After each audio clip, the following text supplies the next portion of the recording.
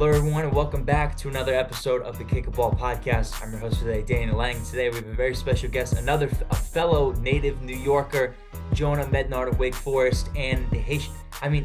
Now the Haitian national team. I know that was very, very recently, but Yeah, oh my gosh, the senior Haitian national team. But firstly, congratulations on that, and thank you for wanting to join us, Jonah. for sure, for sure. And I appreciate you for the congratulations. Of course, bro. So, we're out of season for the college boys right now. Yeah, I don't know what the schedule is for you lately with international duty, but what is everything looking like as of late for you right now? So with international team duty, it's kind of as you know, I'm like in this transition period from going from the backup to Trace after he's departed to go pro, and so I'm kind of in that transition period right now. And the national team calling me up, so I still got some stuff I need to figure out, some logistics I need to figure out and the coaches, but yeah, I mean, I'm really just excited and blessed every time I get a call up from the national team. It's always an honor because I always grew up watching them. Johnny Placide, always watched him in the net. And so going with him, taking pictures of him, seeing him train, like seeing the habits, is something that, I can't ever really take for granted. So I'm always grateful for that. So one thing I gotta ask, and this was something that I put a little bit later on, but what makes these dull moments in some of the sessions? Maybe you're not having so much going on, but and we'll get to this a little bit later too, but it's the practices, it's the matches that you have really over the last few years with the youth team and then now what's to come with the national team. But what makes representing your nation on the national stage so much different than there's obviously the culture with Wake Forest. They're one of the storied programs in all of college soccer, but Right. what makes certain things different at different points of the year? What makes the dull moments what makes you grateful for the dull moments sometimes between the two programs? I mean, obviously it's just like a different culture in general. And so like going there, obviously things are different at school, being a student athlete as well. Just the things that you have to do, the time that you have to take to both get your academics done as well as making sure you're performing on the pitch as well. And so when you get to go into the national team camps and you get to really like, I wouldn't say step away because I obviously still have work to do while I'm there, but kind of see what it's like, how the pros really things like recovery, things like how the mentality that they go into each training session, because these are guys that make a lot of money, and I'm just a college guy just happy to be there, and they still have that same mentality, same grit, same hunger, because it's different, it's your country, it's something that you're supposed to be proud of. And so like I'm just, anytime I go there, anytime I'm called up, it's something that I never take for granted. And I'm just always happy and thankful whenever that time comes, and if it comes again, it comes again. But yeah. And look, this is not going to be the last time the national team is calling you, bro. I want to see not that you're doing it for me, but I want to Yeah. see you succeed in years to come, bro. I want you to be the Haitian national team, like that dude. I want you to be that guy. You're playing the pros, and all right, look, I gotta go represent my country. How sick is Yeah. that point that where that point is gonna end up being? Yeah, I mean you both. Placide he's been their number one for a really long time. It's true. And so he's kind of transitioning into like, I wouldn't say like leaving, but a little bit like withering out and just like transitioning into like more of just a club thing because he's been there for such a long time. And so like me just like getting this like the small experiences right now, obviously as a goalkeeper, it's one position. So, if I go to camps, I'm not really looking to play, but I'm really just looking to be there and looking to just have the experience. And so like when that time comes, because goalkeeper is a position where that's why I'm so grateful for this, because a lot of goalkeepers start their national team careers like later on down their years, 27, and I'm 19. And so just to be able to kind of have my foot in the door right now is just something that I can't really explain in words right now, but it's a blessing. You're 19 years old. Yeah, yes, sir. I'm You know 19. I'm older than you. Really? Damn, I'm 20. I turned 20 in December, end of Well, December. Well, I'm turning 20 this month, so I'm not that far off. I'm like, I don't know why I thought you were like a 21-year-old dude. Anyway, whatever. But um, so that being said, I mean, just to go back to Wake for a little bit though too. I mean, you've got the spring season that's coming up. The College Cup is always a big thing for Wake. Right, Tell me about the success in your time with Wake Forest, what you've been able to see, what you've been able to be around, and then a little bit of what the relationship has been like with Trace over the last few years. I mean, I know that's been such a strong bond between the two of you. right, Um, I mean, present and future in terms of goalkeeping ability for this Demon Deacon squad. for sure. So obviously I've been lucky enough to be able to see two crazy, crazy teams of Wake Forest. My freshman and my sophomore year. Freshman year, us winning a the conference, and then obviously our sophomore year winning the ACC. Seeing guys like Jose Kojima, Garrison Tubbs, like Prince and Ponson just going pro, just all these guys. And so like, being a guy behind Trace and having that kind of that that higher kind of role model in that position and just like allow me to be able to see how it's done and like being able to see these like how it's kind of similar to the national team because coming in as a freshman, like you're not really, and then coming into a program like Wake, you're not really like, you don't know what you're gonna expect from the guys. You don't know how the guys are gonna really treat you. And so came in and it was just a family off rip. It's just a culture. It's just everybody's holding each other accountable. Everybody's putting in the work. Everybody, because before I went to Wake, I I didn't really like put in a lot of work outside of practice. I didn't really put in a lot of work like to try to get better. And when I came to Wake, it's like it's a different ball game because you're not the only one there that's good. Every single person on the roster, from the end of the roster to the top of the roster, is a starter at any other school. And Mhm. so you just have to be able to bring it every day, whether you know that you're starting or not, you know that you don't want to be the one to drop the level of anything, whether that's practice, whether that's stuff in the gym, whether that's keeping your stuff organized, things of that nature. Just everything has to be like to a T is a certain standard, and so like that also translates into why we've had so much success in the ACC. And so I just hope that I could, after Trace is gone, I could continue to build up on that success with the rest of the guys that we have right now. So yeah. And this naturally leads into that leadership role that uh, where you understand that standard, and as you get older within this program, you earn your stripes. Well, I shouldn't say that. Every one of these guys, like you're saying, top to bottom, has the respect of everyone else naturally Right. because of that talent, but it's also the work ethic that gets put in. So where I was going with that, I mean, this you coming into the fold a little bit more as, okay, look, here is my position in this group. This is where, well, coming in and ultimately getting that starting role for next year. And there's a certain level of leadership that I believe comes with that as well. I mean, and this is something that, I'm not in that locker room. I don't know what these conversations are like, but I gotta imagine that there are these conversations with Bobby and the rest of, or excuse me, Coach Muse and the rest of, your teammates about what this transition could look like and just making sure that you're keeping up what you're doing, but maybe it being a little more visual for some of the younger guys that end up coming in. What have some of these conversations been like, if it's something that you're willing to share? I mean, like, not to get too deep into it, obviously there's a natural change. Not only with the fact that Trace leaving, we've had like a lot of guys go pro after last year, and a lot of those guys were leadership figures. And so um it naturally just gets the leadership roles just get passed down to the guys who have been there the longest.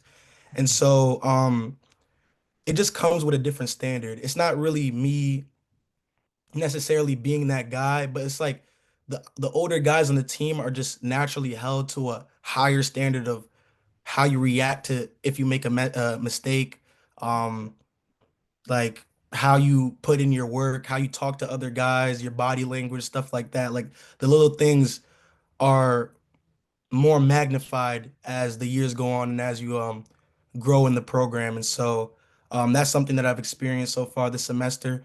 And obviously I'm, still trying to get used to it because these past 2 years, obviously I was still, practicing every day, putting in my hard work. But it's a little bit different now, being the fact that Trace is gone and other guys are gone, and so not only me, but other guys are also having to take on those roles, and it's so thus far has been pretty seamless. And that's just part of the culture. And like at the same time, while all of the older guys still have that kind of role, they still need to be able to be held accountable and not take it to heart. And so, if they mess up, if older guys, because we all mess up, and so if older guys mess up, it's okay if the younger guys are like, hey, like, whatever you did, like, I don't know if like, and that's okay. And so that's kind of the culture that's built around us. And I feel like that's why we've been so successful in the past 2, 3 years, 10 years. It's a pretty And successful program. And so, yeah.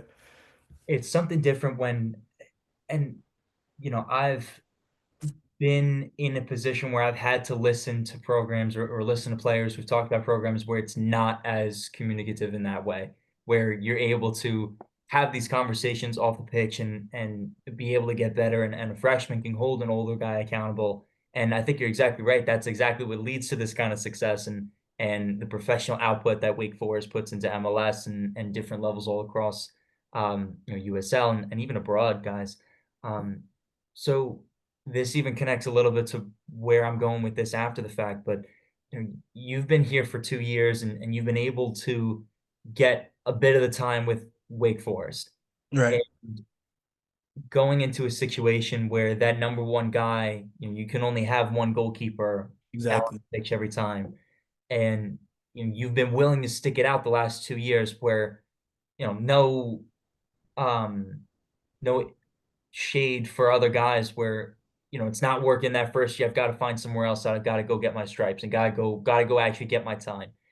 What's kept you at Wake Forest these past 2 years, just learning and figuring out your place with this club, with this program, and ultimately moving to a point where now you're really going to be able to get those stripes and get those starts during out this next season. Well, I'm not gonna sit here and act like these past 2 years wasn't hard for me. Right. Obviously, like knowing what I'm capable of and knowing my abilities. I was aware that, if I were to transfer, I'd probably be able to start at a lot of schools in the nation. But for me, um, how I was looking at it was what's gonna make me better for the next level, because at the end of the day, that's something that I aspire to have my career and is going into the next level. And so when I really like just laid out my cards and just looked at the training I'm getting every day, um, the discipline in certain areas that I'm getting every day, like I'm looking at it like, can I get this same type of, will I be able to grow in the same type of rate at another program? And honestly, I'm not so sure. And so, every single day, me just going in and training and just learning is something that I could honestly say that I needed, because even though I think I did have I do have the ability to be a number one. For me, it wasn't about the abilities, because the position of being a goalkeeper is more than just your abilities. Can you lead a team? Can you manage a team? Can you do all these things? And so it's like Wake Forest was, I feel like for me, was the best place for me to be able to kind of hone those skills these past 2 years. And so, um, and so that this year that's coming up, I'll be more than ready to face the challenges that I'm sure I'll be facing against, big teams and stuff like that. And so, that's how I really looked at it. It wasn't for like instant gratification. It was like, how can I how can I grow as not only a player but as a person, and my mentality and how I look at things. And yeah, And so firstly, it's a really mature mindset for someone that's, I mean, you're 19 now. You right. came into college at 17 years old? Yeah, I came in just turning 18. I mean, going into a program, how do you end up developing this kind of mindset and this patience to be able to stick to something for an extended period of time? Like you're saying, not chasing that instant gratification. One, to learn that very quickly, I imagine, coming to that conclusion pretty, having not a whole lot of time to come to that very mature decision.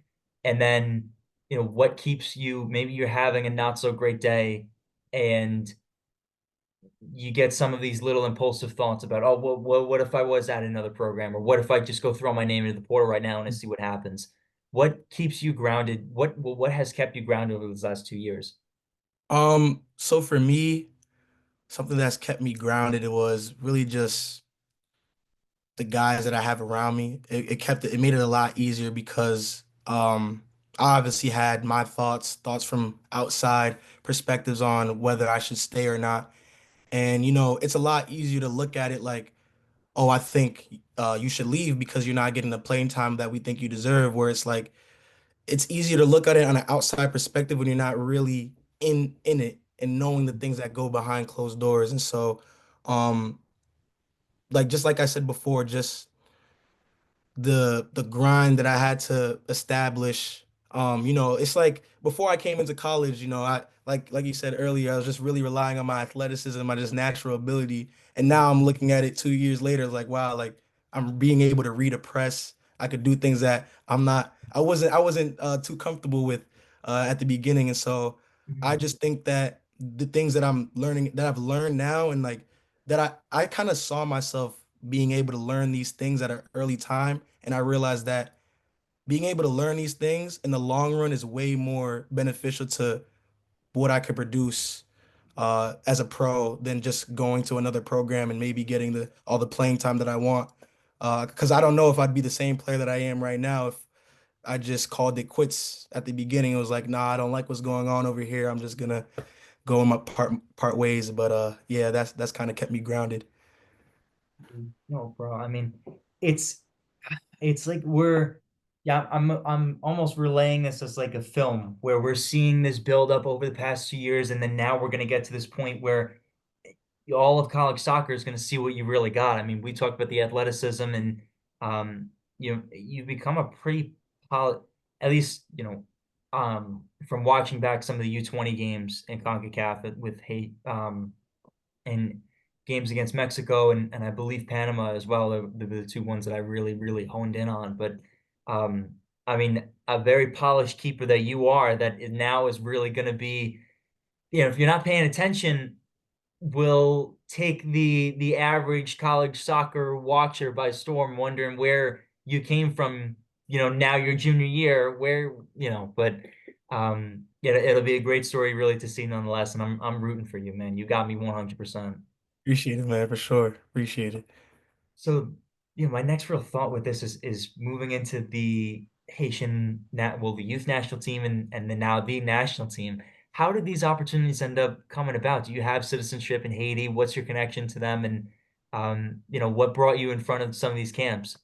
So it's actually a really pretty crazy story. So one of my boys, Belmar, he played at Villanova. Now he's playing over at FCC on in Switzerland right now. And so at the time he was playing at Villanova, and I'm just in the locker room after a training session, and he calls me. He's like, "Yo, Jonah, like I'm not gonna lie, we need a keeper for U20. Like, are you interested in playing with the U20 national team?" And I'm like, okay. Because at the time, I'm a freshman, I'm not playing. So I'm like, it's game time? Absolutely. Like, of course. Um, Whatever happened, I was able to get my Haitian passport. And so we had our qualifying games in February last spring and, did well. We beat both of our two. We beat St. Kitts and Cayman Islands, and we tied against Puerto Rico was enough, which was enough to get us through to the to CONCACAF. And that was kind of like a warm up for what was to come. Now looking back at it, and so Belmar was the guy I was calling. He was already kind of established in the whole national team thing. He was already kind of getting looked at by the first team, and so like I was just I played decently well in those 3 games for the qualifiers, and like you said, summer came along. We had our month-long camp with the U20s, and then our 3 games came along for the qualifying. And so, even though we didn't get the results that we wanted, um, I was able to string along a couple good performances, and so that kind of caught the eye of the first team head coach, and so that just I kind of just allowed him to want to reach out to me. and asked me to come to the first camp, and that was in Puerto Rico, where we played Puerto Rico and St. Martin. And yeah, I mean, it was a really quick turnaround because um my first call up with anything to do with the national team was in February, and then a couple months later, after CONCACAF in the summer, I was getting called up with the first team. So that was something that I was like, wow, like it's like not everybody gets to have these opportunities, and like you said, just being a backup and even still being a backup at school and even still being able to get these opportunities is something that not a lot of backup goalkeepers get to Right. experience. Not a lot of starters get to experience. And so yeah, I was just extremely grateful for it. Yeah, huge, man. I mean, I don't know a backup goalkeeper that's also on the national team of his home country. So that's I mean well, I say backup keeper, won't be a backup for very long. Huge, man. I mean, and is this something that ever ends up, when does that thought ever really come to your mind, joining the national team?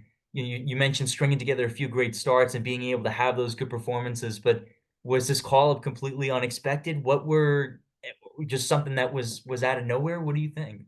Um, yeah, for me it was completely unexpected. Well, like obviously, you know, as a player and you go to a big tournament like that with big countries like obviously USA, Mexico, Panama, Guatemala, like teams like that, you're obviously going there to perform and have eyes on you. And so that was just my main goal, just to have eyes on me, just, to kind of put my name out there, obviously not playing for the past year and a half at that time. And so that was my main focus. And then, going back to school, being ready for that second year, obviously being ready for anything that happened. And so, it was kind of random for me because I wasn't really expecting it. But they reached out and I got my first call up in September of 2024. And that kind of really kickstarted my national team journey. So yeah. And what will be a long, I keep saying this too, but what will be a long one to come. I mean, to be able to follow along even on this little end, and then to see, okay, some of the U20 matches that led to this moving up. I mean, the Panama game, the Mexico game, I think were ones that really, really did seal it for you to go Right. into, well, what the hell do I know? But you're watching back some of those games we talk about. I mean, there were some of these saves that you were able to make going full extension to your left side. Yeah. So that speaks to the athleticism, but then you also get a piece of the decision making that you're able to have where, when you have to get off your line to be able to make those one-on-one decisions, or staying back a little bit more when you've got two defenders. How would you characterize your play style, having grown up really over the last couple of years? What do you think has really improved, and what have been the ones that you would say have been your highlights that you would tell a professional team, look, here are my strengths, one, two, three. What does that look like? For me, I would just really describe my game as super instinctual and very athletic because I feel like I have a really good athletic ability. And so I just go off of certain situations. Like I don't really get into a place where I'm thinking about it too much. It's everything is situational for me. And so there're gonna be times where I feel like, that I should step or I should drop or I'm gonna come out for this cross or I'm gonna stay and try to make a save off of it. Everything is just like for me off of pure instincts. And then, when it comes to and back to Wake and what they taught me, then it kind of like you could kind of mold that and turn it into like, okay, now it's time to make decisions, not just rely purely off of your instinctual athletic ability, trying to make the right decisions and stuff, which I feel like that year at Wake Forest with me learning allowed me to be able to have those games, to be able to get called up with the first team.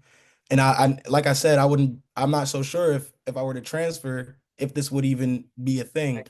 And so yeah, I would say if I were to talk to a coach and I were to say, what are my strengths? I'd say I'm explosive, a presence, um, obviously the athleticism aspect. But I also feel like, you know, whichever team I'm with, I feel like I have a good relationship with them to where I could trust them and they could trust me to make the right decisions. And so I'm not too caught up about what they have going on. They could just trust me to handle them in the back, and I could trust them to handle me whatever they have going on in front of them. And so I kind of have that mutual that not it was not really a spoken agreement, but it's a mutual agreement that we have with each other. And so yeah.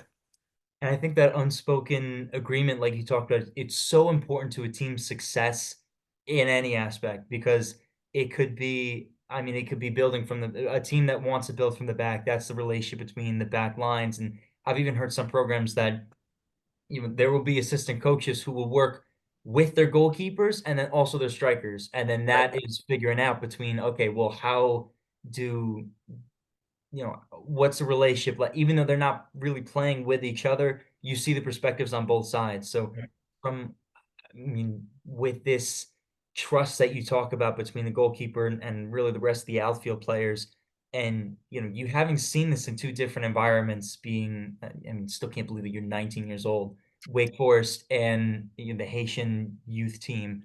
Um, do you find it difficult sometimes to figure out between both these experiences, how do you develop that trust, even if it's not something that is explicitly spoken? How do you go about doing that as the goalkeeper?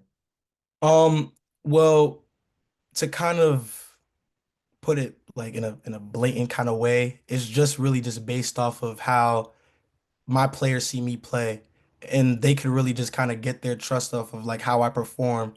And so as they continue to see me perform and like do what I do, they could kind of like sit back. I hope they could kind of sit back and say to themselves, okay, this guy has like if something goes wrong and I have a, make a mistake, this guy's back here to kind of like save me.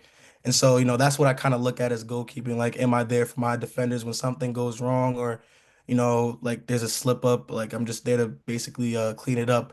And I also kind of look at it as like with the national team and Wake, obviously two very different styles of play, but that's something that I really appreciate because it allows me to kind of make my own formula of being a goalkeeper, playing in two different kind of systems and kind of being able to adjust off of the situation and off of different types of things. Maybe I could bring some things to the national team that I learned from Wake, vice versa. And so yeah, I just any way I feel like that I can grow as a goalkeeper, I'm gonna be 100% there and ready to take that.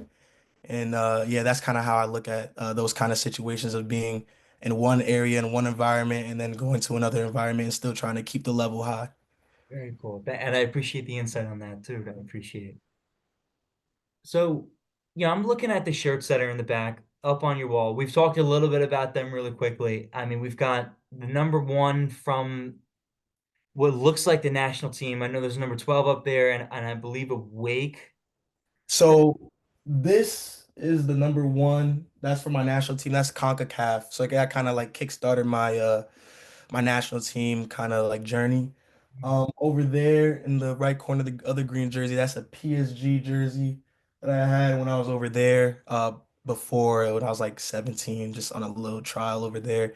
And then in the corner, that is the 2018 New York State Cup champion that I won when I was with my club team, Clarkstown Soccer Club, and we won that. That was like the first. I think that was the first boys. I mean, I'm not sure. I'm not gonna. I think it was the first boys State Cup that we won, but I could be wrong. But yeah, so those are kind of like three things, and it's kind of in order. So from first, that happened first, this happened second, and that's the last pretty big thing that's happened in my career so far. So yeah. So tell me about, I mean, championship pedigree seems to be in your DNA though too. I mean, we talk about this is Clarkstown you're talking about, which isn't too far, it's not too far away. It's in Rockland County. Yeah. Very cool, nice. So, I mean, tell me about some of the talent that ends up coming from Rockland. I feel like from New York, and I'm sure you could relate to this as well. I say New York. I'm from right outside, but Right. you hear New York City and you hear Jersey and you hear Long Island about the talent that comes out of those areas. What could you tell me about the club teams that you've been able to play around in Rockland, but also really close to Westchester as well. I'm sure you've played with a bunch of those guys your whole life. For sure. Obviously at a young age, there's a bunch of talent. Oh, sorry about that. There's just a bunch of talent around where I lived. And that kind of really kickstarted me wanting to kind of take soccer serious. Guys around my age, like kind of like making a name for themselves, scoring goals and like doing all this kind of stuff. And I was like, that's something that I want to do. And then they put me in the goal and they realized I was good at that. So I was like, how could I kind of make a name for myself being a goalkeeper? And my Clarkstown team, we were really, really good. And some of us got scouted to like we actually had this tournament in Portugal called Mundialito. It was a tournament in Portugal. It's like mini World Cup, and those were guys like I don't know if you know guys like Logan Oliver who plays at Pitt right now. Just a bunch of guys who like are in big schools. They all went to that, and a couple guys from around where I live were in that too. So that kind of like opened my eyes to like the possibility because I was a baseball player before soccer, and yeah, that kind of that tournament in Portugal, I was really young, and it kind of opened my eyes to like, wow, like I could go play soccer, go wherever I want in the world, and like still have fun. And so yeah, that kind of really kickstarted my love for this for the sport. Very cool. So when did you start? I know there were a few things you talked about kickstarting, your love for this, being a baseball player. When did you first pick up a soccer ball? Well, I picked up a soccer ball. I was playing like rec league when I was like 5. I didn't really take it too Okay. serious, Oh, but baseball was something that I took serious first. I played that from like 6 all the way to like 13, and then I realized it wasn't really for me. I was playing both of them at the same time, and then I decided to pick up one of them full time. very cool. But yeah, I mean, I picked it up really because of my dad. He was born in Haiti, and so he already had a love for soccer, being a big Arsenal fan, and so I was always around soccer, but soccer wasn't something that I took really really serious until after I dropped baseball and then decided to pick it up full time and decided to like kind of hone my craft. And then later on around like 15 like 14 15 went to New York City FC, played there, and then that's like that just yeah. Yeah, very cool. Okay, perfect. Yeah, we're putting the pieces together in this youth career though too. Yeah. This is dope.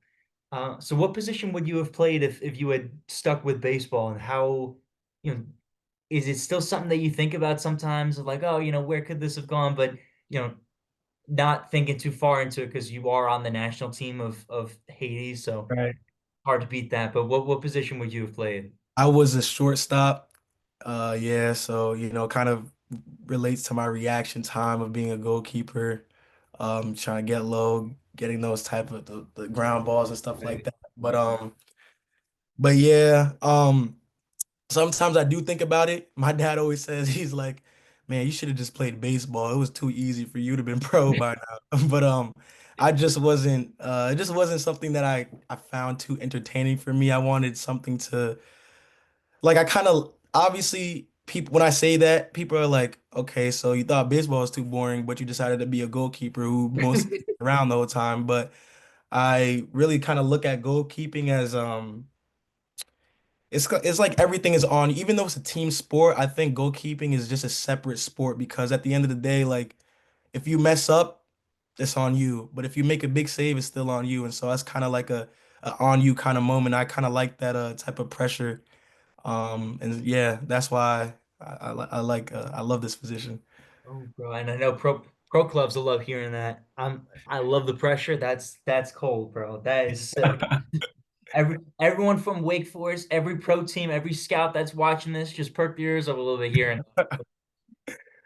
So yeah, I got a couple of the little, rapid fire ones though too that I wanted to bring up to you. But Sure. so with a few of the games I was watching, I forget if it was Panama and Mexico or if it was both of them. But I see the number one in the back for you.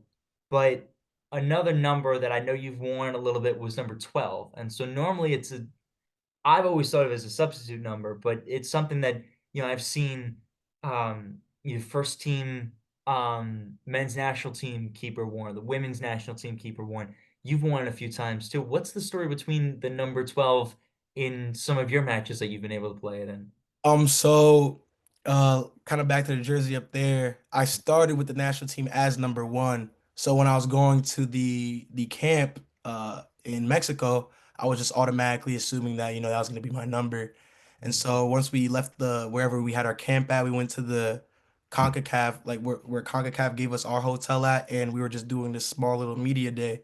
And there was like a sheet of players, and they put my they handed everybody a sheet. Everybody had their own sheet, and I saw my name and it said number 12. So I was thinking like it was a typo. Like I was like, hey, like is this number 12 supposed to be me or is that supposed to be anybody else? Like I don't know. Like I was just curious, and they basically like long story short, it was a mistake, and so yeah, and so, and so like yeah, they gave me the number 12.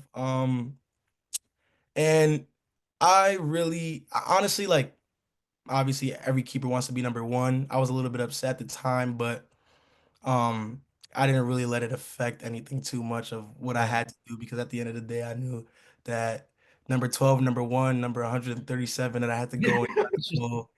I had to go inside the goal and do what I had to do, so I didn't really take it to heart too bad.